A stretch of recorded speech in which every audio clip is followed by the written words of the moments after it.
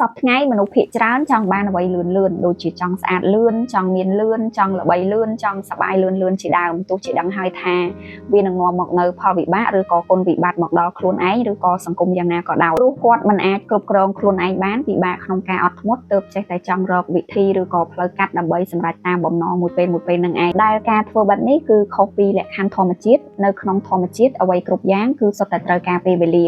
ហើយអ្វីដែលប្រើពេលកាន់តែយូរដើម្បីលូតលាស់វានឹងកាន់តែរឹងមាំនិងមានតម្លៃប្រៀបដូចជាមាសនិងពេជ្រដូចនេះដែរចំពោះរុក្ខជាតិក៏ដូចគ្នារុក្ខជាតិដែលប្រើពេលវេលាយូរដើម្បីលូតលាស់បានផ្លែផ្កាទិន្នផលរបស់វាក៏មានតម្លៃទៅតាមនឹងដែរអ្វីដែលបានមកលឿនដោយការបង្ខំឬក៏ជំរុញវាឲ្យខុសទៅនឹងលក្ខខណ្ឌធម្មជាតិវានឹងមិនរឹងមាំនៅជាមួយយើងបានយូរអង្វែងឡើយហើយមិនតែប៉ុណ្ណោះវាថែមទាំងផ្ដល់នូវផលវិបាកនិងគុណវិបត្តិជាច្រើនមកជាមួយផងដែរប៉ុន្តែតើបញ្ហាស្ថិតនៅត្រង់ណាឲ្យប្រកបទៅបានជាមនុស្សជាច្រើននៅតែសម្រេចចិត្តធ្វើដូច្នេះ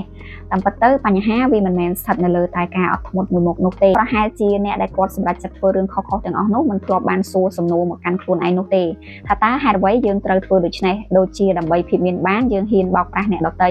ដើម្បីតែភាពស្រស់ស្អាតយើងហ៊ានប្រើប្រាស់របស់ដែលប៉ះពាល់ដល់សុខភាពដើម្បីតែកេរ្តិ៍ឈ្មោះល្បីល្បាញយើងហ៊ានធ្វើរឿងដែលសង្គមស្អប់ខ្ពើមតើមូលហេតុមកពីអ្វីឲ្យប្រកបទៅតើយើងប្រកបដែរទេថារាល់អ្វីដែលយើងធ្វើគឺដើម្បីខ្លួនឯងបងប្អូនសាកសួរខ្លួនឯងទៅមើលបងប្អូននឹងដឹងថាអត់ទេមិនមែនទេគឺយើងកំពុងតែបំផ្លាញខ្លួនឯងដើម្បីភ្នែកអ្នកដទៃយើងគ្រាន់តែចង់ឲ្យគេមើលមកយើងថាយើងឡយយើងស្អាតយើងមានយើងល្បីយើងពូកែយើងមិនមែនកំពុងធ្វើដើម្បីខ្លួនឯងទេអ្នកដែលធ្វើដើម្បីខ្លួនឯងគឺគេផ្ដោតលើខ្លួនឯងទោះជាគ្មានអ្នកណាមើលឃើញគ្មានអ្នកណាសរសើរក៏ដោយដូច្នេះមុននឹងសម្រេចចិត្តធ្វើរឿងអ្វីមួយសូមសួរសំណួរនេះមកកាន់ខ្លួនឯងថាតើយើងកំពុងធ្វើរឿងនេះដើម្បីអ្នកណាដើម្បីខ្លួនឯងឬដើម្បីភ្នែកអ្នកដទៃនោះយើងនឹងមិនងាយសម្រេចចិត្តខុសឡើយការដែលយើងចង់ស្អាតចង់មានចង់ល្បីចង់សប្បាយមិនមែនជារឿងខុសឆ្គងនោះទេអ្វីដែលជារឿងខុសឆ្គងគឺជាការប្រញាប់ប្រញាល់ជ្រុលហួសហេតុរបស់យើងនេះហើយដែលនាំឲ្យខ្លួនយើងជាអ្នកខាតបង់ចង់ស្អាតត្រូវចេះថែរក្សាសុខភាពផ្លូវចិត្តផ្លូវកាយហាត់ប្រាណញ៉ាំអាហារល្អជាប្រចាំនិងចេះជ្រើសរើសផលិតផលដែលផ្ដល់សុវត្ថិភាពខ្ពស់ចំពោះសុខភាពនោះយើងនឹងស្រស់ស្អាតភ្លឺថ្លាចេញពីខាងក្នុងចង់មានបានត្រូវខំរកខំសន្សំ